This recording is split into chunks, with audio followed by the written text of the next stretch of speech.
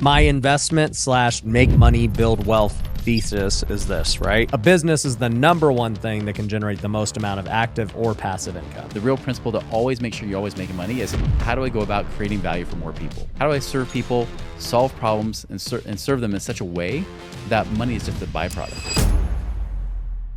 What's going on, Wealth Builders? Today, I've got a guy who has got out of the rat race at 28 years old and retired, and then lost it all, only to have to go build it back up and retire again at 39. And we're going to go over the lessons learned and how you can start making your money work for you so you can get out of the rat race yourself. I've got Chris Miles. What's up, man? What's up, Ryan? Good to be here, man. It's good to see you again. Yeah, so you just got done running a marathon while you were here. I did. I figured, why not? You know, might as well just go run 26 miles and then show up here. Yeah, I brought it up because we all know marathon people will bring it up at some point. So I might as well be the guy, right? That's right. So let's talk about this, man. You've done a lot of real estate. You've done insurance. You've done a lot of different things. And so I want to dive deep into what your journey's been, because you were able to retire at 28 from passive income. And then I always kind of hate on passive income. So I think it's going to be a fun conversation, because to me, passive income's just like kind of a myth in some ways, because nothing is truly passive. Exactly. So I'm just curious how it started for you. Yeah. So about 24 years ago, I started as the traditional financial advisor, you know? And the only reason I did that is because I knew that if I wanted to succeed in life, I should have some kind of business. Right. And so funny enough, I was like a sociology major with a triple minor in psychology, Japanese, and ballroom dancing. So you just been like interested in everything. Yeah, exactly. So I thought, well, I want to become a business consultant, so I want to get business experience, and financial advisor was the first thing that came up. I thought, worst case, I learned about money. And part of what inspired me too is my dad. Not that he wanted me to go into that business, but you know, my dad was the hardworking guy in the automotive industry. You know, he was working hard doing that. The thing is, he was always like the cheapest guy you've ever met, right? This is the guy that doesn't just not tip. This is the guy that if he gets bad service, he steals stuff like plates and soy sauce things, or, from Chinese restaurants or whatever, right? You know, so we would have this interesting hodgepodge of dishware in our house. But I mean, cheap guys like, hey, we can't afford this. Money doesn't grow on trees. We think I am made of money, you know, that kind of stuff. Yeah. But he would also say things like, you know what, my job's going to literally kill me from the stress. Like, I'm going to die working. And so I thought, you know, this guy's already had heart attacks and strokes by his 50s. I don't want to be like that. I want to give him some hope. Yeah. So going in as financial advisor, I thought, if I can at least give him a year or two of his life back, this would be worth it. And if I learned something too, even better. Right. So I got in that industry for like 4 years. I drank the Kool-Aid. I was telling you to save everything, spend nothing. I mean, I was like the Dave Ramsey, you know, disciple in life and everything else. And then after 4 years, my dad said, well, when are you going to advise me? So I sit down with my dad. I go back to Oregon, you know, fly back to go see him. And as I'm sitting down looking at his finances for the first time ever, because he was so guarded about his money, we look at it and I said, Dad, here's the thing. You're 61 years old. Y2K wasn't your friend, obviously. The market went down, but it's coming back up. But if you want to retire today, you better hope you die in about 5 or 6 years, because even though you've paid off all your debt, like he was totally debt-free, including his house, he'd stuffed money in his 401k, getting the match, everything that good boys and little girls should do. I said, unfortunately, you're going to run out of money in about 5 or 6 years. It's like, well, what do I do? I don't know. You did everything right from what I teach as a financial advisor. You did everything by the book. And that bothered me. And this is like December of 2005, right? So for a few weeks, I was like wondering, like, what do I do? Like, this is a dilemma for me, because I was teaching people that this actually works, yet it hadn't even worked for the guy that did it perfectly. Right. And so of course, when the student's ready, the teacher appears, I decided I was going to call up a friend of mine. And this friend, I actually hired him to be a financial advisor, but then he left to go do this crazy thing called real estate investing. He was out there flipping properties. And so I call him up, and he just says, well, Chris, how many of your clients are actually financially free, like truly free, where they don't worry about money? I said, well, they all worry about money. Even the retired ones still worry about running out of money too soon. Yeah. It's like, okay, well, how about this? How many of you guys as financial advisors are financially free, not off the commissions you're earning, but actually doing these investments? And I was really honest with myself. There's probably 100 guys in my office. I said, probably none. Even the guys who've been working here since the late 1970s, still, I don't think they could retire either. There's your problem, Chris. And I was like, all right, well, tell me, what do I do? He's like, well, go get this book by Robert Kiyosaki called Who Took My Money, which is a lesser-known Rich Dad book. Basically rips into mutual funds. And then listen to this AM Talk radio show, because this is pre-podcast, right? Yeah. So this AM Talk radio show, these couple real estate investors that were local in Utah. And so I started listening to that. And for a couple months, I kept listening to them and just consuming it all. And finally I went to one of their events, and their event starts ripping on things like save for the long haul. They're like, how long is the long haul when the market goes down, right?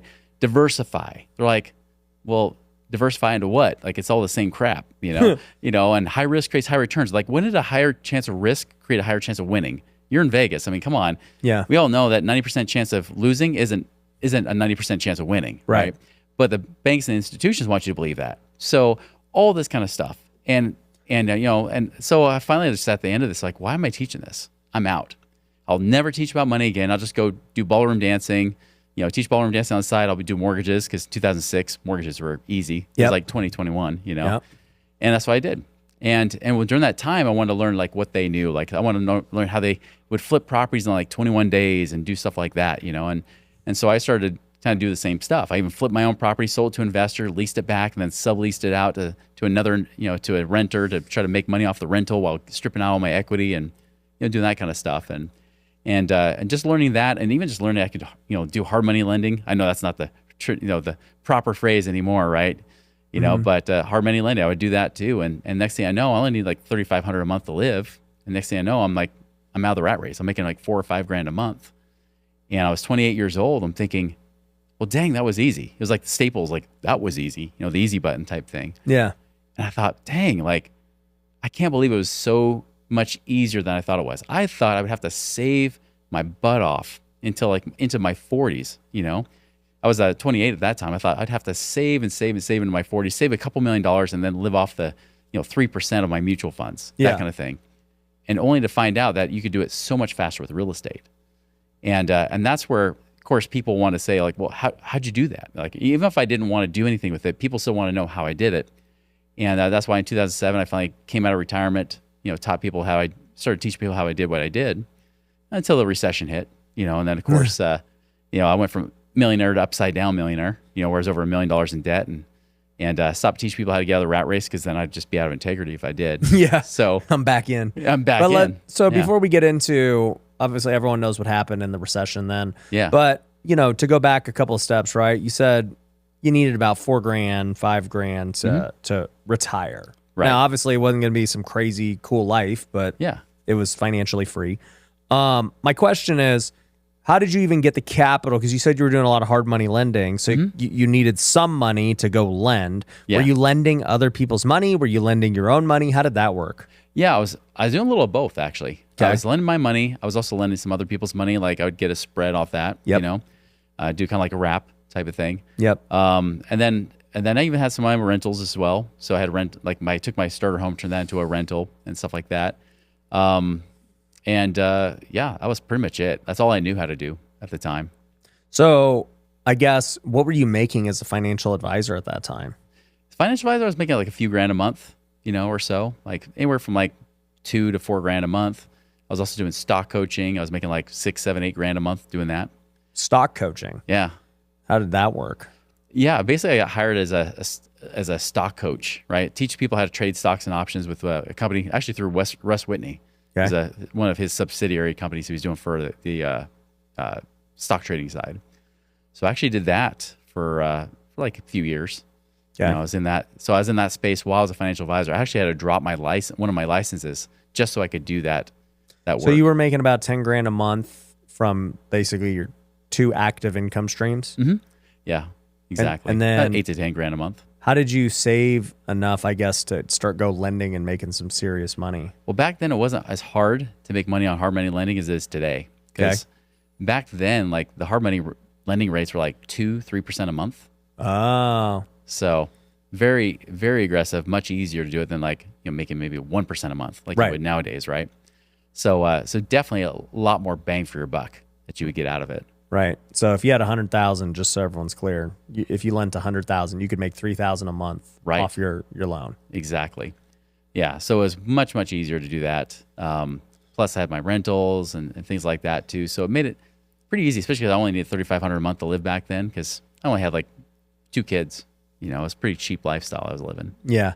So you retired. Did that mean you stopped all the other stuff, or did that just mean because when people say they retire, it's different.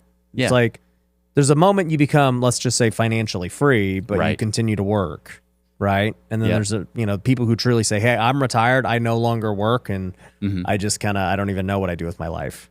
Yeah, that's why I kind of refer to it as work optional. Yeah. Because, well, I mean, like both times I've gotten to that point, I just can't not do nothing. Yeah. I'm just not the kind of person. Like, I remember I had a friend that asked me, he's like, and this is right before it happened too. He said, well, if money were no longer an issue in life, what would you do with your time?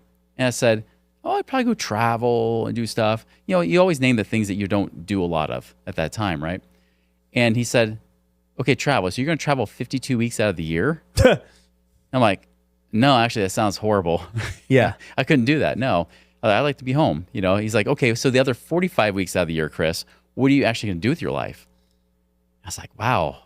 I mean, I guess I love teaching ballroom dancing. I'd probably do that, you know? And so I actually did do that, you know, during 2006 and going into 2007 a little bit. And I was just doing it on the side. I wasn't even getting paid most of the time. I was getting paid under the table. Yeah. Just so I didn't have to go to professional status. I was trying to stay in the amateur levels, you know? But I was getting paid on the table for that, but not much. Yeah. But you know, it was interesting because like I wasn't really sure. I knew that teaching was something I loved, and that's what I started gravitating towards. Like when people started asking me, "Well, how'd you do it?" Right? I would just tell them like, "Here's what I do." And the crazy thing is that if I didn't charge them money, they wouldn't do jack squat with it. Right? You know, like everybody says, like, "Well, teach it for free." Like, well, I try. I mean, my podcast obviously is free. You know, I got my YouTube channel and things like that, but the truth is, like, you know, if you don't pay for it, you don't do jack squat with it. Like, it goes in one ear and out the other. Yeah. The saying is, those who pay attention. That's right. Absolutely. Yeah. So you end up going under. You know, you got, I'm guessing, hard money loans that people can't pay back because it's not worth it. You got rentals that are way upside down. And you're like, well, guess I got to go back to work. So what do you do? Yeah. So in 2007, I started a company with a guy named Garrett Gunderson. We created this company together. We're going to rescue everybody, get them all out of the rat race, right? And of course, in 2007, you know, this is right before everything starts hitting the fan. Our target market were real estate flippers. Okay. And in 2007, flippers felt it the first, right? Because all of a sudden, like the credit market started tightening up, and they were very quiet about it. Because I even remember trying to go to get a cash out refi. I went to bought a new home, put some work and equity into it and stuff. And of course, I thought because I was a mortgage broker, I can always just cash out equity whenever I want. This is why when people say, I'm going to do velocity banking or I'm going to get a HELOC and I can just use it like my line of credit, I was like, no, that's not an emergency fund. Because I was dumping cash into equity in my house thinking I just pull it out whenever I want. Yeah. Well, I had like roughly about 150 grand or so of equity in that property. And when I went in July of 06, right? Or sorry, July of 07, I went to the bank. I said, hey, can I get a cash out refi? I just want to, open this line of credit, get this money out. And they said, ooh, you know what? If you just get your score up 2 more points, we'll give it to you. So August rolls around, my score goes up over 2 points. And they say, you know what? We just changed the rules last week. Now you need to do X, Y, and Z. Like I can't remember all the hoops they told me to jump through. It seemed ridiculous. Yeah. But I did it. September rolls around. They just want to make sure my credit stayed the same. September rolls around. They say, sorry, we no longer offer cash out refis for business owners. And I was like, what? What am I going to do? And then, of course, that's when we started to see stuff hit the fan. And, and of course, I couldn't get the equity out. Eventually, I was upside down in equity because, I tried to short sell it. Yep. But there's this little company called Lehman Brothers that refused to do any short sales at the time. I eventually did get a $300 lawsuit, class action settlement from Lehman Brothers. I'm like, $300, that makes up for the hundreds of thousands I lost. Thanks, buddy. Yeah. But that kind of thing was going on, and the flippers felt it really bad. So right when we're starting a company, January of 07, it was just a few months later, all of a sudden these guys are like, sorry, cash is tight right now. And the next thing you know, like our business is almost going under. My own real estate wasn't doing great, of course. We're having those kind of issues happening. It was like the perfect storm in a very, very deadly way, right? Mm-hmm. And it was rough. I was really in the hole like $16,000 a month between my business and my personal life. Yeah. And some people will argue and even try to throw out comments on YouTube. They're like, oh, that's just because you're in debt. I was like, guys, even if I was debt free, I was still in the hole every month. Yeah. People still have other expenses besides debt. You know, most of our expenses aren't debt. And so anyways, it was a pretty rough time. I didn't know what to do. Obviously I wasn't making payments. I turned in my Mercedes. I sent it back to the dealership. I said, you're going to take it from me anyways next month. So here you go. And then they auctioned off for $30,000 less than what I owed on it. Yep. And that was kind of sucky. So, like all this stuff was happening, and that's where I had to change what I was doing. I wasn't teaching people to get out of the rat race anymore. I started changing the theme to be more of here's how you find money. Because that's what I was doing, is getting resourceful. How do we find money? How do we make it day to day? And a lot of people were kind of in that same place. The market was, a lot of them were even telling me, they're like, man, I would love to hire you guys. I just don't have the cash. And I remember in the back of my mind, because I've never say it verbally, it's like business suicide. But in the back of my mind, I'm thinking, your financial situation is better than mine right now. I bet you I can find the money. So I would tell them, like, listen, if I can help you find the money, would you pay me? They said, yeah. And so that's what I started doing. I started finding creative ways. It could be anything from like, how do you pay off debt in a very different way than just using interest rates or things like that? I call it the cash flow index. Actually, apparently there's a lot of people teaching it now. So I created that during that time just to help with my own situation. I was helping other people too. And then, other things just like, tax savings. How do you save on taxes as a business owner? How do you pay less there? And so you were just consulting essentially. I was really consulting at that point. Yeah. I mean, it was kind of a consulting, coaching type business anyways, but I was just shifting it, right? I just pivoted a little bit to teach more about how do we find money? Not even about how to invest it, just how do we find it? Yeah. And eventually, after a couple of years, end of 2009, things flipped around and it got better. Okay. So tell me about, you basically start this consulting business, and what does that end up becoming? Well, I mean, it was the same business still. We didn't end up going bankrupt. I mean, we kept it going, but almost everybody quit in our company, but a few of us, Right. And so 2009, I was the only coach left coaching that stuff. And so I started just putting my stuff in the program, even without the other partner knowing. So I just did it. And the funny thing was, he started hearing back. People were like, yeah, Chris taught me this. It was amazing. And he was hearing all this feedback because we got in this chiropractic and dental communities, And they're just like, man, I saved like 50 grand in taxes, or this happened. I found like an extra $6,000 a month. And he's like, what are you doing? I was like, well, not the stuff you're doing, because his is all like theoretical, right? Not actually like real tangible results. Right. And so when he started hearing that, and it started like spreading like wildfire among these communities, he's like, what are you doing? And so I started teaching him, like, here's the stuff I'm teaching. And then he would actually get up on stage and start teaching it to people too.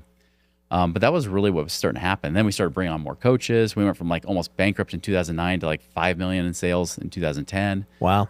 And just really turned it around. It was great. And that just kind of evolved from there. I mean, eventually 2012, I left that company, started Money Ripples instead. And then I started phasing in like passive investing, quote unquote passive investing, right? Things that are more like hands-off investing. I started teaching that more in about 2015 or so. Okay. Once I started doing it myself. Such as turnkey rentals. Okay. If that would be the least passive one, right? Because that one you still have to manage the property managers, even though they're taking care of the property. You still have to, with like anything, right? I know you like you said. I watch your show. Like, passive income is it's kind of been prostituted a little bit too much, Well, yeah. To put it lightly, it's a very easy. Everyone wants it. Yeah. Right. Right. I mean, it's a great dream. Everybody wants to get rich quick. Yeah. But the truth is, it's stewardship. That's why I teach a lot of my clients that it's about stewardship. You're still, anything you try to ignore in your life, you're going to lose, right? Like if you ignore your teeth, you're going to lose your teeth, right? You ignore your spouse, you'll lose your spouse, right? You ignore your health, you're going to lose your health. If you ignore your money, you'll lose it too. Yeah. And what I hate is that like financial advisors teach the whole set it and forget it type of mentality, right? It's like, just put your money with me. Don't even think about it. In fact, don't even look at the money. When the markets go up or down, just don't even look at it. Just trust me. Yeah. Right. And that brain off type of investing or saving, right? That's what gets people in trouble. That's where people lose money. Same thing in real estate. If you're completely brain off, think, I'll just put my money with somebody and then I can just let it go and do nothing, you will lose money as a steward. Stewards are always trying to do something with their money. They're thinking about it. Doesn't mean they're working hard for it, but they're still doing stuff. So like a turnkey rental, yeah, sure, you got a property manager. You might, you get your once a month statement that you might have to look at for a few minutes a month, but that's pretty darn passive. Now, if the property manager sucks, something doesn't go right, like I had a few Alabama properties I sold off last year for that very reason, like, yeah, now you might be dealing with a couple hours, worth of crap and things like that, but still a lot more hands off than if I'm like actively, having to like go and do all the transactions and everything else.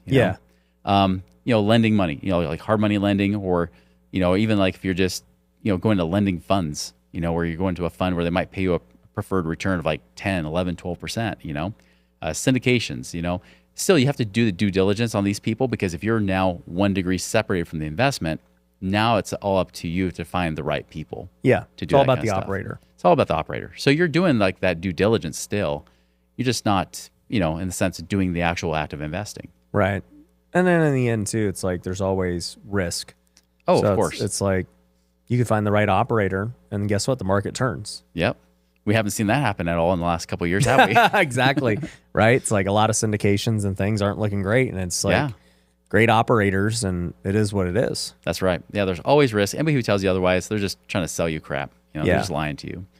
And that's what we try to teach our people too, is that there are deals out there, right? Especially because I like to find operators that have been around for a while. Like they've been through full market cycles. They've been around for at least the last 12 or 15 years. They've seen the good, the bad, the ugly. I mean, you've learned a lot just from the last few years too. Just, the wholesale space. I mean, man, the fact that you're still here is a huge testament to you, right? Because, how many of our friends have we seen just, they're not even in the business anymore. Oh, yeah. They're gone. A lot of flippers, wholesalers, they're gone. Yeah. And some of them were like the biggest, biggest braggers and chest beaters around, Yeah. And that's not to say like we wish anything like that on them, but it's those kind of times, like those down times, those market cycles when they shift and turn, that's the time you really know that you've got somebody that's good, right? It's like I tell people all the time, you never know you're in scarcity, or you never know if you're really truly an abundant person unless you choose abundance in the face of scarcity. Yeah. Right. It's kind of like, how do you know you have a person of faith?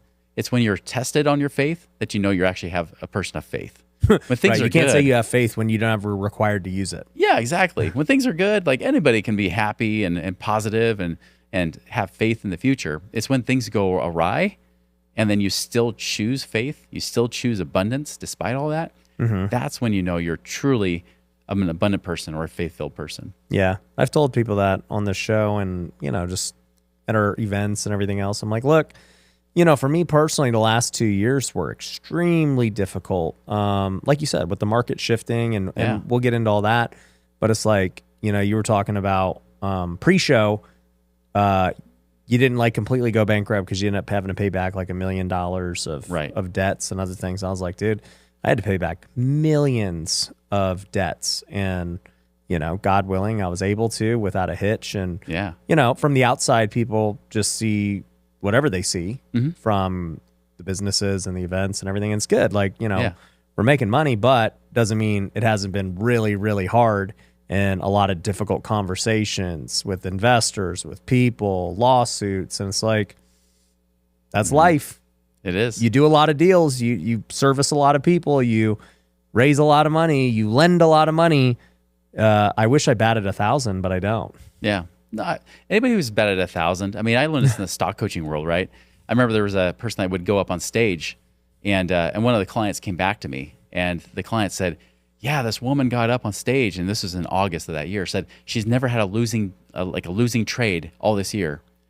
And I said, I'll be honest with you. One of two things have happened. Either one, she's lying, or two, she did like 2 good trades and then said, I'm 100%, I'm stopping. So then she could legitimately say that on stage. And I was like the worst. I was like the worst person to coach him, because like I'd be like a salesman's nightmare, because I would tell him, listen, you're a gambler if you're doing this kind of crap. Like if you're trading in the stock market, you're not an investor. You're just simply a gambler. You don't know anything what's going on. You will always be wrong. Like always. In fact, you'll probably be more wrong more times you are right. Wow. If you know how to play the trades right, you can actually still come out winning, almost like you're playing Vegas, right? Right. When the deck is stacked for you, you bet more. Exactly. And the funny thing is, I shouldn't say funny, it's pretty sad, but that woman actually got arrested. Oh, wow. And put in prison because she lied. She was lying on stage, Wow. And that's the thing. Like, in real estate, if somebody's like, oh, I'm batting 100, batting 1,000, I'm batting 100. If you're betting, maybe they're batting 100 too. That's also not good. That's not good either. You'll be out of business there too. But if they say you're batting 1,000, that's just not happening. It's not true. Right.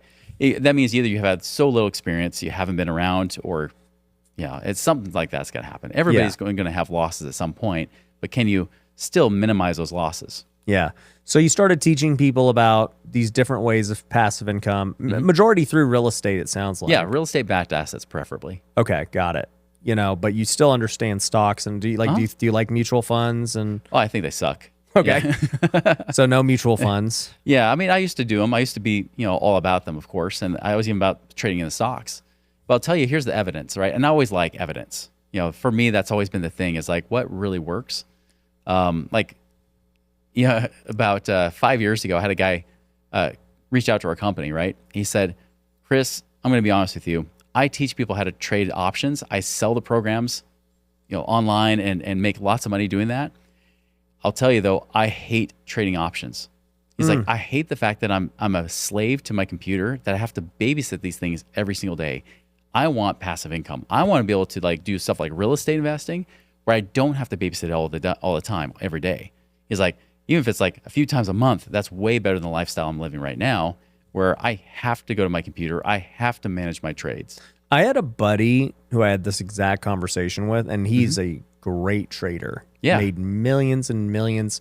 I've known guys who've traded crypto, guys who've traded stocks, guys who've traded Forex.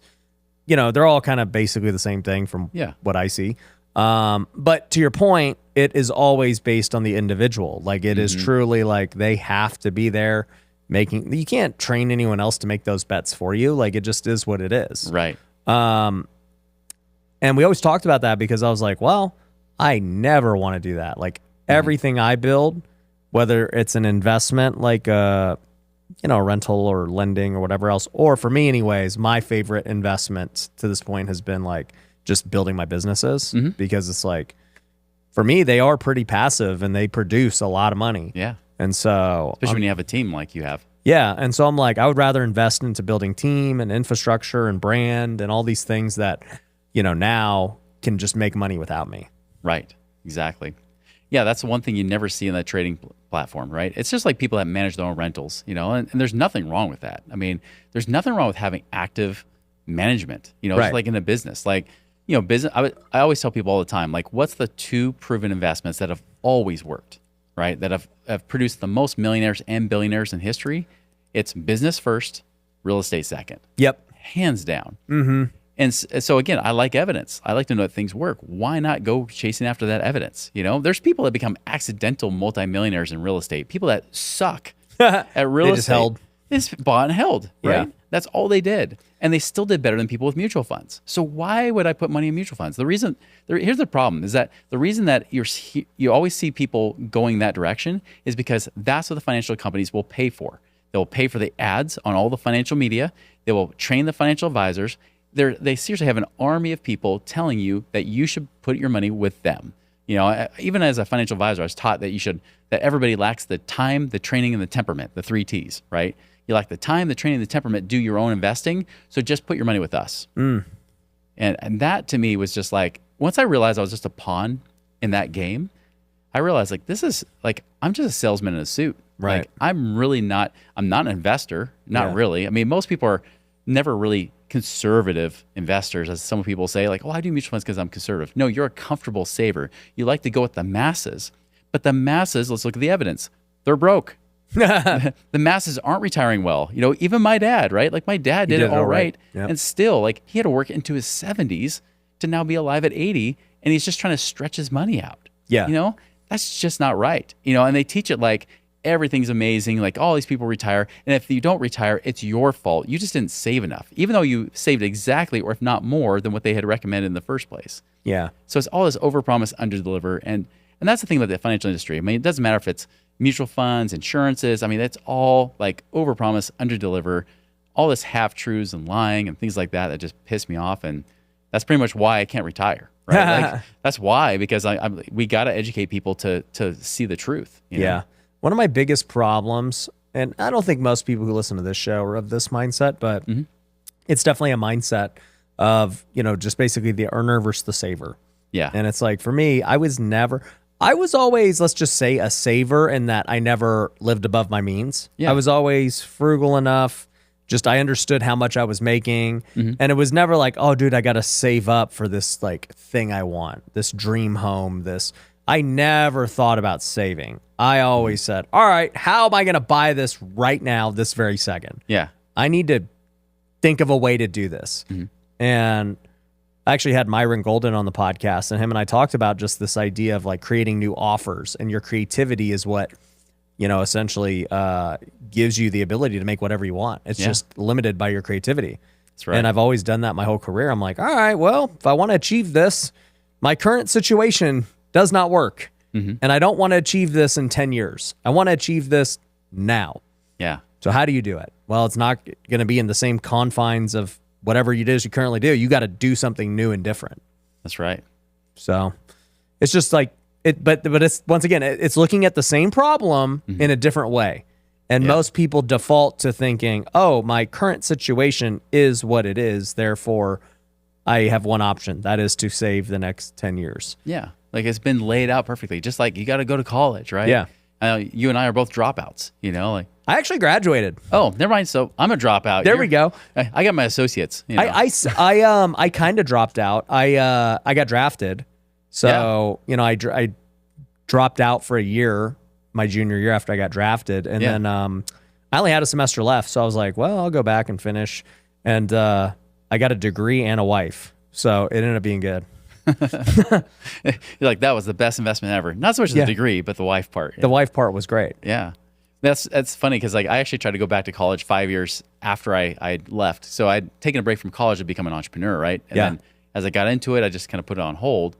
And then in 2006, when I was at the point where I could actually quit, and just do whatever. And actually, because I wanted to teach ballroom dancing, they said, well, you have to have at least a bachelor's to teach at the university.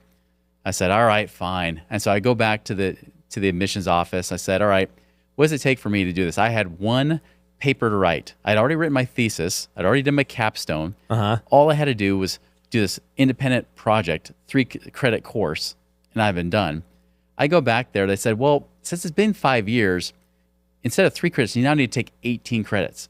A full load. Yeah. I was like, a full load. I'm like, that would take me part-time, like a year and a half. Like, screw that. Like I make more money than people with PhDs anyway, especially in sociology. Come on. Yeah. So I was like, forget it. So I never went back. But that's funny. But man, I've learned so much more as a business owner, an entrepreneur. Oh yeah. An investor than I ever did in college. Oh yeah. College will be interesting to see how it plays out the next 20 years. What do you think is going to happen? My hope is it goes to more like an apprentice model, where you have an understudy. Like you train with somebody, amazing, like whoever it might be in that field. Now, get it? If we want people that are doctors, of course, to go to college and do their kind of stuff. But even some of the things that they do, I wonder, is kind of overrated to a certain point. It's like they have to wait so long and take so many classes before they can finally, work under somebody, start to do their own residency and things like that. Right. What about us? I mean, how many people of us could actually learn from somebody who's doing great? I mean, like if someone could like work with your company, they're like, dude, I'll work for free. If I can just learn how you do what you do, I would do it. Maybe I'll pay you to do that. Well, people pay for college to learn from people who have never done it before. Yeah. Why not learn from somebody who's already done it where you have a much higher odds of success? Well, I mean, so we've done both ways where obviously we have coaching programs just like you. And so people obviously pay to be in those. Right. And they get a return much quicker than college. Easily. And so that's one thing. But then the other is like with the internship, we have done internships before and we've gotten some really great employees out of it who, we hired full time that, we didn't even look at their college background or anything. Yeah. No, I mean, the traits, well, core values are essential. Like the traits that they have, I mean, that's the stuff you can't really train people to do. I mean, either they are or they aren't. Right. Right. So you've been teaching people how to do this. I also know you do like insurance and the infinite banking stuff. Like, what are your thoughts on that? I would say most of the stuff you hear about infinite banking are half-truths. Okay. There's good stuff taught, but then there's a lot of stuff that it's just marketing and a bunch of BS. Okay. And this is from a guy who actually loves infinite banking, right? Explain what infinite banking is for people who don't know. Because, like, I've had a couple of guys on, and so every time I hear it, I don't currently do it, but sometimes it's explained very simply. Sometimes I'm confused, even though I somewhat understand it pretty good. Yeah. So most people, I think, are probably very confused. Yeah, infinite banking was started by Nelson Nash. I mean, obviously the whole Nelson Nash Institute, and he's got a book out there called Becoming Your Own Banker. I mean, that's a good start, right? That's where I started when I was starting to do real estate investing. But the way I see infinite banking is really a tax-free supercharged savings account. Okay. Right? It's almost like getting a high yield savings account that's tax-free and it has a death benefit. So the vehicle they use is whole life insurance. Yeah. Which when I first heard it, I mean, I was a financial advisor. And when I started hearing these guys say, yeah, I get whole life. I was like, whole life insurance? I mean, the least sexiest insurance you could possibly get. Like that, you make nothing in that. Why would I do that? I'd rather invest my money in mutual funds. I don't even like those anymore, right? You can just buy term. Yeah, buy term, invest the difference, right? Yeah. You know, which is kind of the strategy I was doing before. That's as a what I financial do. advisor. Yeah, and there's a good argument for that, you know. But I was like, why would you use whole life? And I remember those guys tried to describe it to me, and they never really gave me a good It's answer. always confusing. They would tell me things like, you could buy cars or buy your house with it. And so, yeah, if you're going the whole Dave Ramsey thing of buying things with all cash, okay, there's a good alternative to make a few extra bucks in interest than you would if you just did it. But even then, people freak out. They're like, wait, but I still have debt, you know, when they realize it, you know. So infinite banking is what you're doing is you got this whole life insurance. Now, whole life insurance is not just death insurance like term insurance is, right? Right. That's just death insurance. It's an expense. Where things like whole life insurance is an asset. Right. It has the death benefit, but it also has this tax-free savings account inside of it. Here's the problem. And this is why I poo-pooed all over it even before I even knew anything about it, because that's what every financial advisor told me is that whole life sucks. But they'll tell you that like, well, you've got this upfront costs going in, right? Like all this money goes to paying for the death benefit, front-loaded costs, and then it gets cheaper as time goes on. Where term insurance is cheap upfront, gets more expensive as time goes on, you know? But they're like, yeah, but you can use this tax-free savings account to go and invest in things. And here's what I learned, right? That's all the stuff I heard. I'm sure you've had people talk about the same kind of concept and be your own banker and things like that.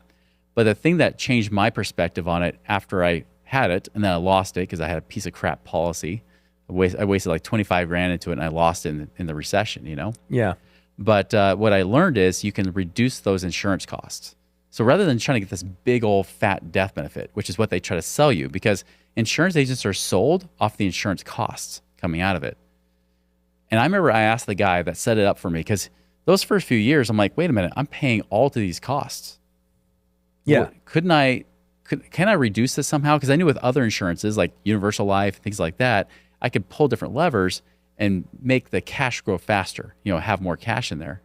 He said, no, you can't do that. Like you'll break it. You'll cause taxes. I'm like, well, I hate taxes, so don't do that. Well, I found out he flat out lied to me. So I actually went and ran my own numbers, confronted him about it. This is like in 2008. Confronted him about it. I said, listen, if you would have designed it for me this way, I would still have this policy this day because it would be self-funding in just a couple years. Like it would be paying for itself. Yeah. So it really would be like this tax-free savings account versus this expensive insurance policy. And after a 2-hour debate with this guy, he finally just said, Chris, I did it that way because I couldn't afford to cut my commissions. And I was just like, I'm going to just kick you in the nose, you know? Yeah.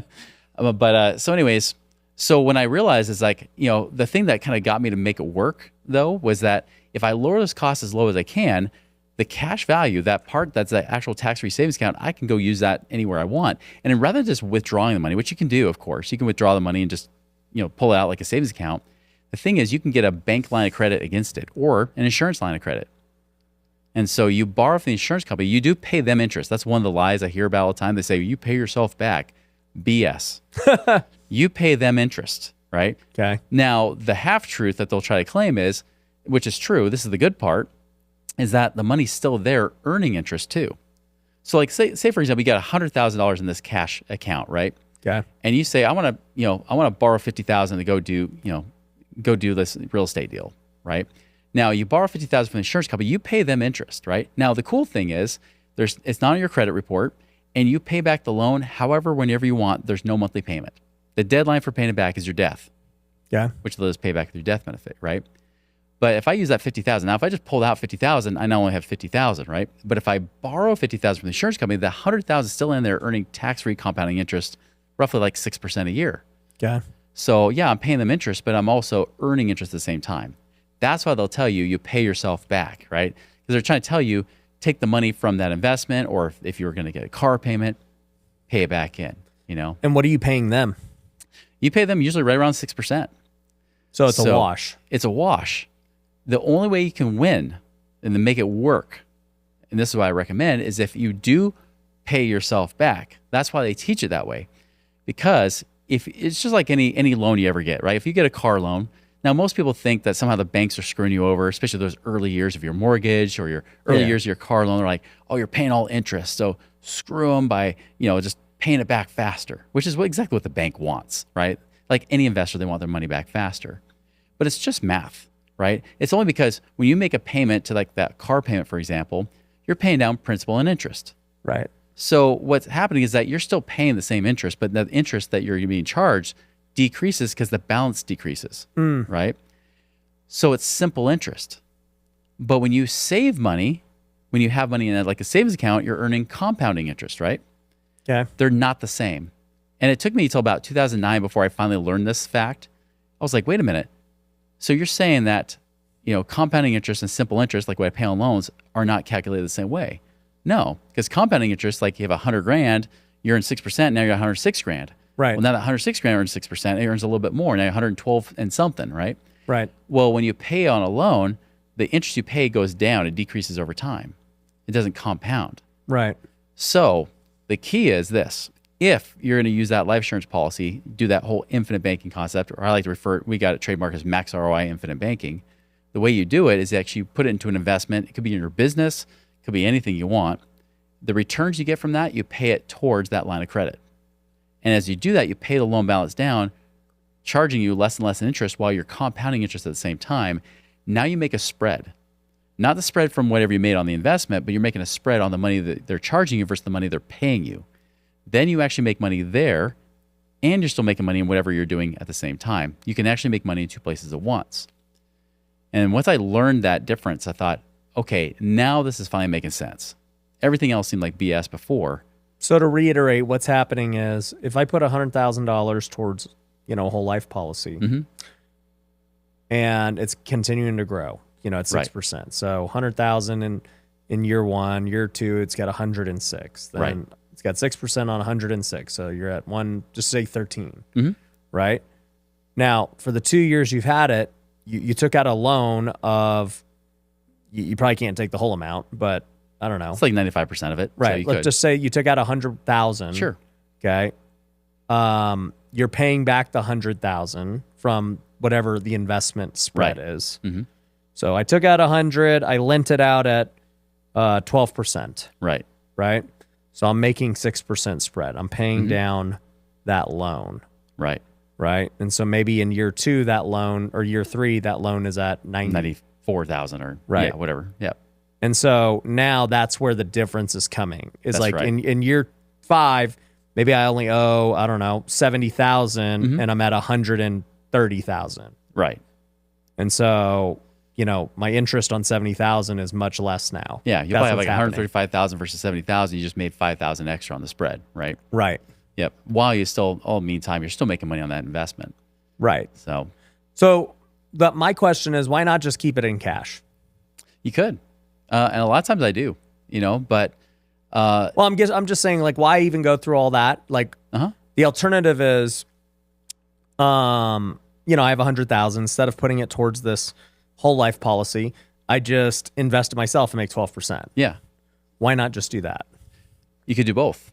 That's why. And you're right. It's simpler just to use cash. And a lot of times I'll use my cash account first before I even dip into my life insurance. So I'm not trying to run every dollar through it. There are a lot of guys that'll try to teach that kind of crap. Yeah. And again, it's because they want to make a bigger commission. Because if you try to throw as much money as possible in that thing, they make more money, right?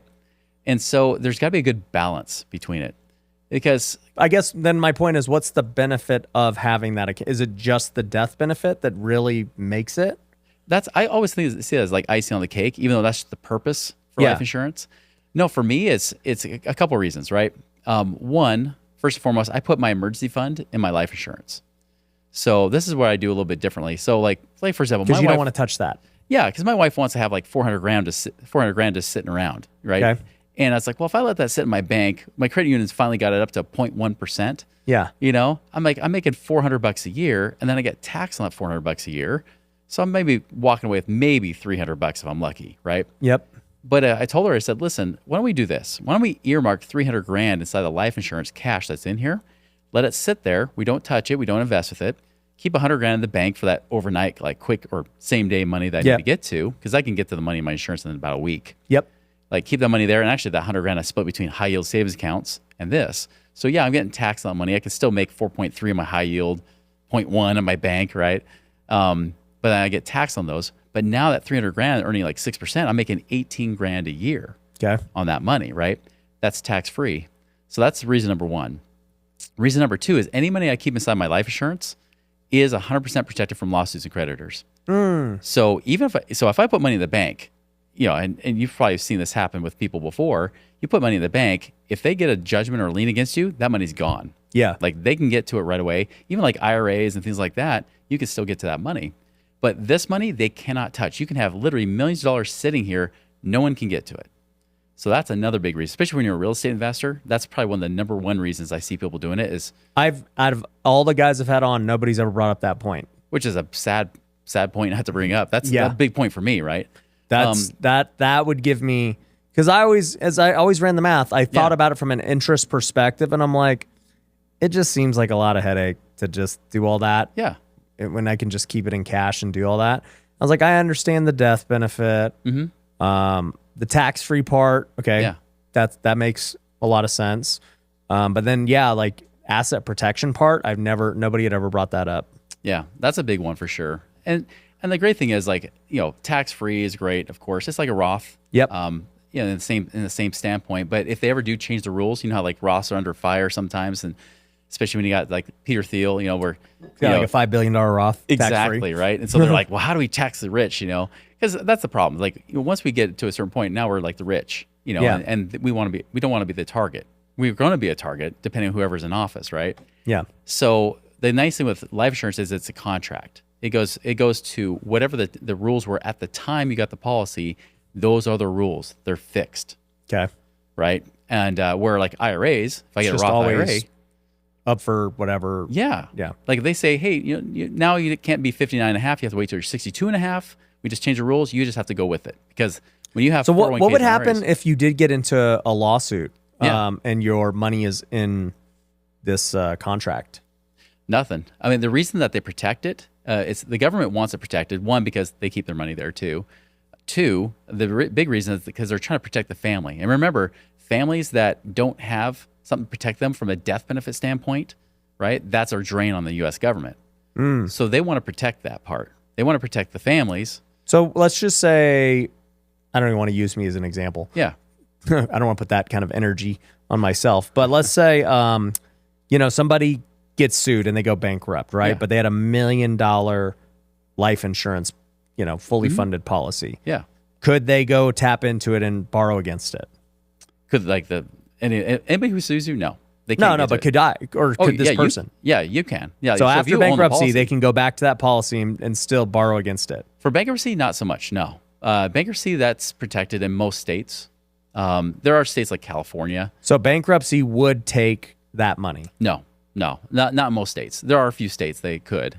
Okay. They could try to go for the money, but they try to avoid taking that money too because they don't see it as an asset.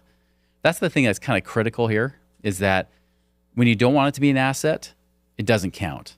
Yeah, it's not a savings account. It's not. They just see it as a death It. benefit. It's like a someday. It's a protection of the family. They don't see it as a real asset, which is great because if you're trying to get your kids into college, trying to qualify for student loans, they don't count as an asset against you. Okay, so let's say you go into lawsuits and you get a judgment against you and they take all your cash and your real estate and whatever. Yeah. That money's protected. You could still go borrow against it after that judgment. But then your money gets in your bank, so I don't even know how you'd... Yeah. No, I've literally got a client right now that he had an investment that completely went south. Yeah. And people are trying to sue him right now. He's got millions, of dollars sitting there. And I already know it's protected, right? Like he knows it too, which is why he's still putting money into it. So even though he's, pretty much just out of business, he's still like whatever money he can get in, he's getting that money in there, so to protect it. To protect it. Yeah. But I guess, I don't know, would judgments still be against you if you did eventually get money? Well, that's the thing. Like, if you sell off assets, right, they're going Right. to make sure they get it. If you have money in the checking or savings accounts, they'll get it too. So that's the thing. It's like they'll still get to that money. Right. No problem. I'm just like, how do you access that money without getting it into a savings account or a checking account to use it? Right. Well, it can be a little bit tricky, right? It definitely can be tricky because depending on which accounts they're watching, I mean, you could transfer it over and try to pull out really quickly once the transfer happens. Got it. Get it in cash. Put it in crypto. You could put it in crypto maybe, right? I mean, you absolutely could put it in crypto, right? I'm not a big fan of crypto, but there's a good argument for that right there, right? I mean, Right. you really could. So I mean, gold and silver, is another option too, right? Where a little bit of a hassle compared to crypto. Crypto is way easier to exchange. Right. But I mean, you could probably put in different things, of course. But and of course, there's any regulators watching this. We're not recommending you just hide money from the government. We love you. I'm just like, this is an interesting thing. Nobody's ever brought up that point about it. Yeah. But that's also the whole point of why people like crypto. Yeah. It's not regulated. Well, it is regulated, but it's decentralized. No one controls it. That's right. Exactly. Which is why they want to control it, right? Yeah. So, and life insurance is regulated. I mean, there's a whole insurance commission and everything, but it's, again, they look at that not as an asset. But the great thing is if I go get a mortgage, guess where when they ask for those liquid bank statements of where's your liquid cash? Do you have any death benefit asset? Yeah, they'll ask what liquid assets you have. You can show them checking, savings, or life insurance cash value. Not the death benefit. They don't care about the death benefit. It's the cash. The cash Even value. your 401ks and IRAs, they won't even count that money because it's an illiquid asset. So when I was a mortgage broker, that's the first time I realized it. It was like, wait a minute, there's only a few little places I can fill out for liquid reserves, and cash value life insurance was one of those places. So it counts for when I'm trying to get loans and things like that. In fact, I even had one guy that he was a chiropractor. He was looking to build out his office. He was going to buy an office, do a $75,000 build out on everything. He said, Chris, rather than trying to get a loan, or maybe I'll just get a small loan and then cash out this life insurance I have with $300,000 in it. I said, well, before you do that, why don't we do this instead? Why don't we do like what Walt Disney did, right? Why don't we go ahead and see if the bank will put a lien against the cash that's in your life insurance to use as collateral to go along with the property and see what they do. Now, of course, you already have the property, right? And of course, you want extra for build out, so more than what it was worth. But when he said, hey, I've got $300,000, will you put a lien on it? Will that help? They said, yeah. In fact, we'll not only give you the loan, we'll actually drop 2% off the interest rate. Because there's more collateral. Because there's more collateral, right? Yeah. So much more secured. So they did. He got this dirt cheap $1,800 a month payment on $375,000 for this building. Wow. Built it out, rented it. The renters are now paying for his mortgage payment and then some. Yeah. And then a year and a half later, he went back to the bank. He says, listen, now the build out's been done and everything. I think the value's here. Can I take the lien off my life insurance? And they said, yes. And we'll keep the terms the same. Wow. So, so even from that standpoint, the guy is like, I don't even need this. I don't give a crap about it. Still, he's able to leverage it to get a lower interest rate, get a really better cash flow on his own property just because he used it for a year and a half. And you guys do these for people, right? Mm-hmm. Where would they find out more about that?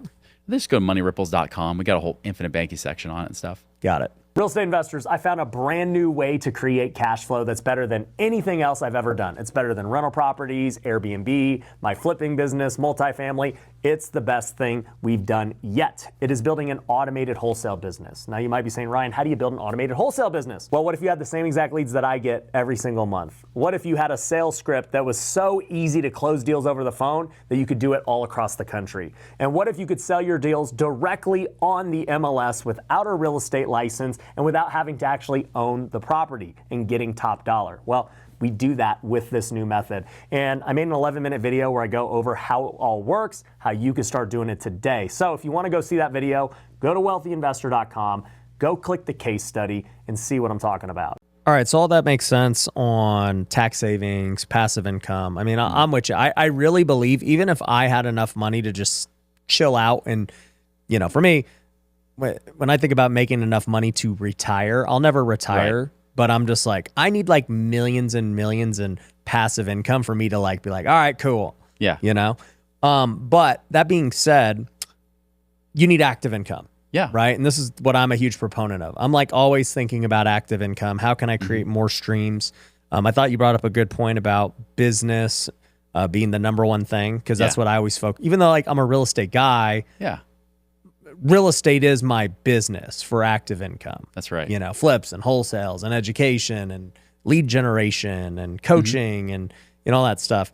So I just always am thinking, man, how do I make more active income? Because I just know if I make more active, that leads to more investments and passive, right? That's right. So when you get all these clients, like, what is your thought to them about the active income side? Do it. Yeah. I mean, the more active income, the more you can actually save to create more passive income, right? Right.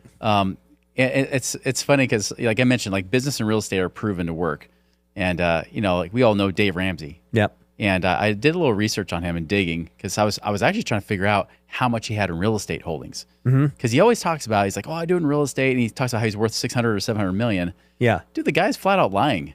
Okay. At most, he's worth $200 million. Okay. Why do you say that? Just from different sources and stuff you look up. A lot of it in real estate. In total net worth.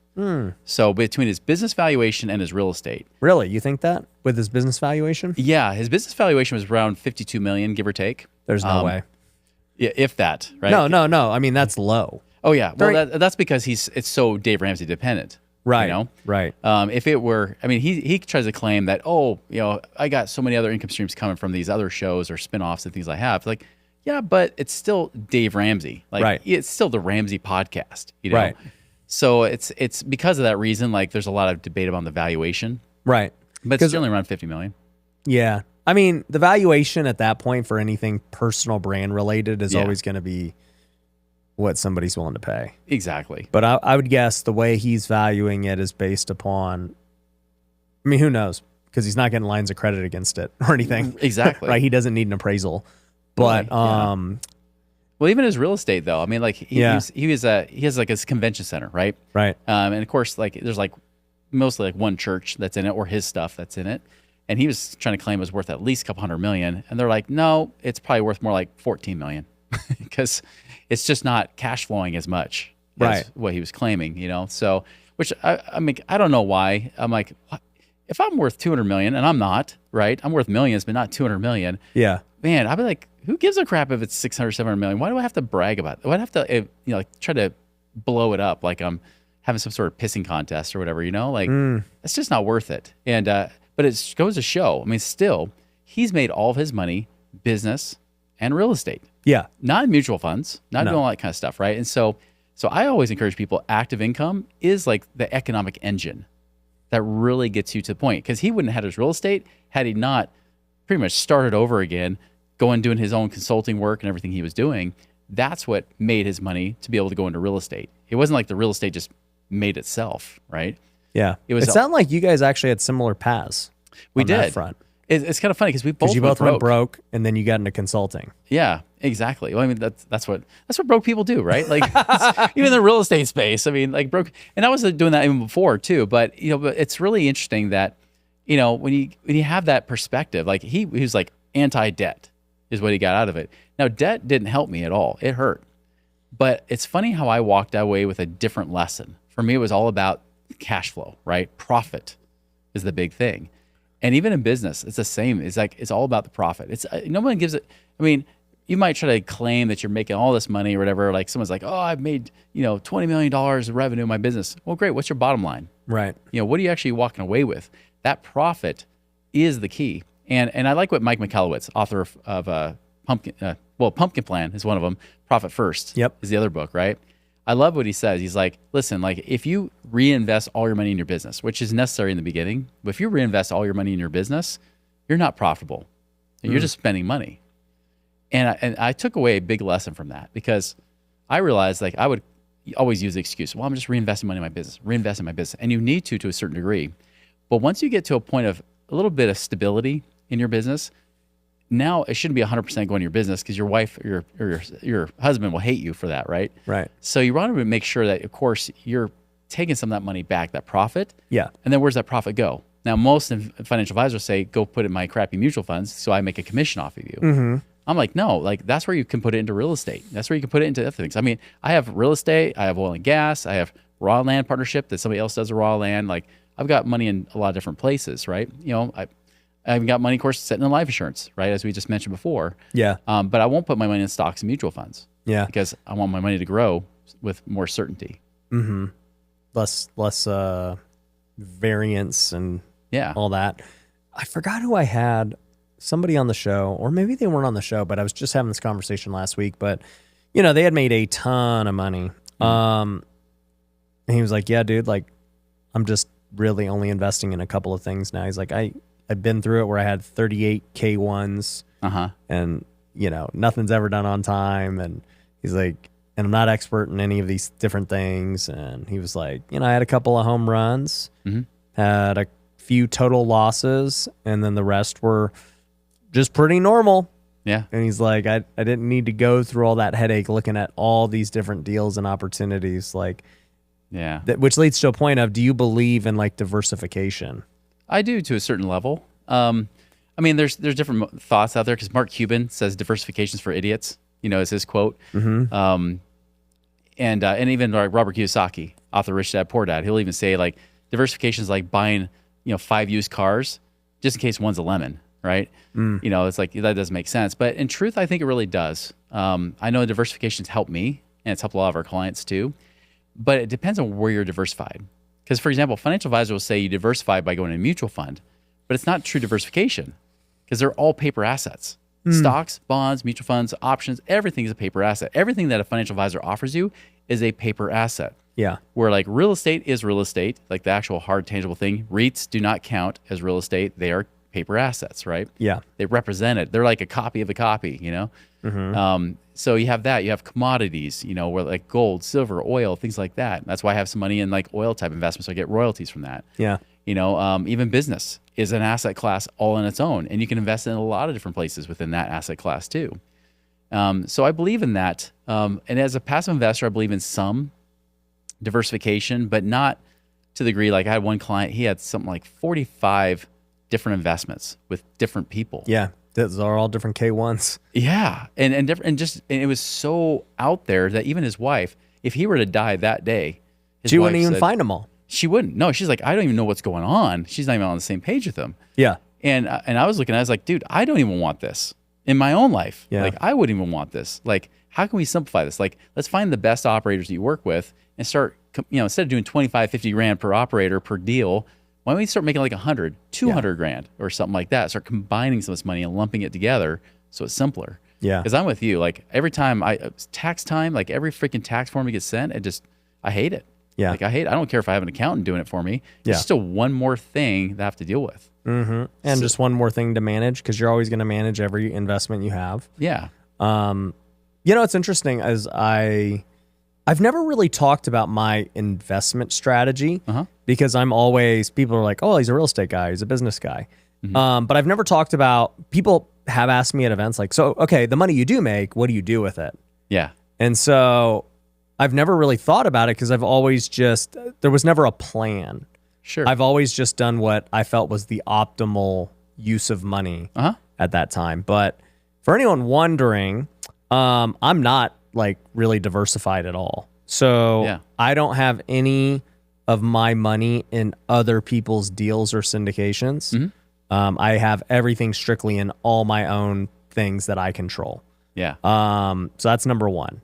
Number two is majority of my money I invest into, but I mean, over the years it's changed. So like when it first started, I would have said, oh, I invest in real estate, but really what I was investing in was my business. Yeah. Because I was flipping houses. So it's like, well, yeah, I just need capital to do the next deal. Yeah.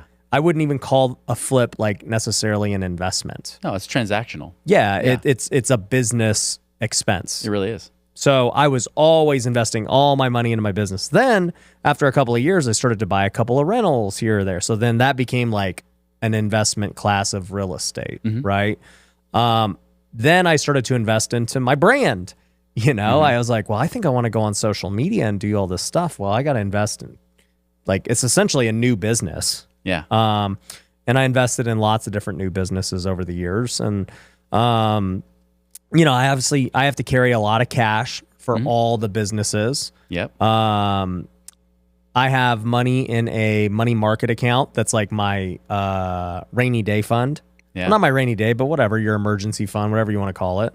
So I have money in that makes like 5% and just chills. Yeah. And what else? I mean, that's basically it. It's like all my own real estate investments or my businesses. Like that's it. Yeah. And that's great. I think that's awesome. I mean, now you could have some more diversification, of course, but Right. I don't think it has to go crazy. It's just like anything. Like it's better to invest in what you know and what you feel comfortable with. I think that's the biggest thing with risk, right? When everybody's like, well, that sounds risky if you do real estate. Well, depends. Like who are you? What kind of investor are you? What do you do with it? Do you know anything about real estate? No. Yeah, I mean, like that, and that's the thing, right? To your point, look, everyone listening to this needs an investment strategy that they're going to really learn a lot about. Like, even if it's completely passive, you're like, hey, I'm going to give to syndicators. Right. Well, you better learn a lot about syndication and operators and who you want to invest with. What kind of syndications do you want to invest in? Is it multifamily? Is it commercial? Is it storage? Is it, whatever? Oh, you want to be a hard money lender? Okay. Well, you still got to go research. Hey, are there certain markets I want to lend hard money in that are easier to foreclose on? Right. Are there certain operators that I really trust and know that are going to give me a better return? That's right. Like it's still, you're still going to have to basically kind of like 80-20 it. And that's right. And figure out what's going to be the thing. Exactly. Yeah. That's one thing I teach my clients all the time is that you don't have to invest in everything, right? You can just invest in the few things you might know something about. You could expand beyond that, but just stay focused. Yeah. And I think that's the easiest thing to do, and even when I get people that are like wholesalers or flippers, right? It's like, great. Well, still do that. Yeah. Like, don't get rid of that. That is your economic engine. That is like the number one investment you should be focusing on. But what do you do with the profits? Cool. Yeah, you could be doing other stuff. Yeah, you could get rentals, but what if you hate rentals? Well, then don't do it. Like, you don't have to do a rental. Like, I had an interesting conversation with Pace Morby on my own podcast, And it's funny because right when I had kicked off my intro, he's like, you got me thinking, maybe I'm doing it all wrong, Chris. He's like, because I remember like I was just trying to get to 100 doors. And then it was like 1,000, and then now because there's somebody else that's got something bigger, I feel like I have to keep going bigger. But for what? Why? Like, why am I creating all this complexity in my life when it could be so much simpler? Like for me personally, I have like 2 rentals left. Like I sold off several and now I have 2 rentals, but now I'm doing more like partnership in like raw land. Yeah. And loving that. And what's the play with the raw land? A play is really build the portfolio. The cash flow is still coming in, but I'm building it first for about 5 years total. And then I'll start pulling out the cash flow from it. And it only pull out cash flow 40%. Of raw land? Yeah. Like so what we do how are you making cash flow? Yeah. So what we do is we buy it and then sell it on seller finance terms. Notes. I got on it. Terms. Yeah. So we're just seller financing it and stuff. So that's why you can't take out the full cash flow. So it's back to basically lending again. Yeah, it kind of is. Yeah. It's so funny. Okay. So this brings up another point I want to talk about. Yeah. I've been on this content/marketing spree of basically saying, guys, rentals are not it for cash flow. Like I don't, especially now. Yeah. And I'm like, look, you talked about Rich Dad, Poor Dad. I'm like, that book was true 20 years ago when it was written. It is not true today. Like, I don't care what anyone says. Everybody has their opinion. When you take on debt right now and you buy a rental and you do it the way that, you do a BRRRR, you just look at it and you're lucky to break even. Yeah. And you could still flip that house and make, 50, 100 grand. It's like, who's breaking even? Yeah. When they could take 50, 100 grand in the hand right now. Because as you just explained, yeah, sure, you have the equity right now, but it's never guaranteed. That's right. It could be gone tomorrow. Yep. Like I'm always taking birds in the hand whenever I've got them. And so like I've just been on this tour lately of like, guys, look, I get it. We all want, and the word I haven't even been using the word passive income because I'm just like, what we all are striving for is cash flow. Yes. Money in the bank today. And you brought that up kind of too with the back to, hey, if you always have to put money back into the business, then you don't really have cash flow. Yeah. Because it's never coming out you to never you. have any profit. Yeah. So to me, cash flow is like actual money in your bank account today that you get to take out. That's right. We're not talking about your net worth increasing because your equity went up and your debt got paid down. We're not talking about, you made money on paper on your P&L, but you had to buy more inventory. Like you never actually, like I want money in my bank today, every month. And rentals ain't it. No. Rentals can be right now in the current market, a great growth strategy, longer term. Yeah, they're great for, I call them piggy banks. Yeah, they really are. They're never going to give you anything right now. Like just let it grow. Exactly. And I think that's the thing that's misleading for a lot of people. It's not that it's bad. It's just that it's the timing of the market now is not favoring it. Right. No. And that's why the last 2 years lending has been better, because lending has been fantastic.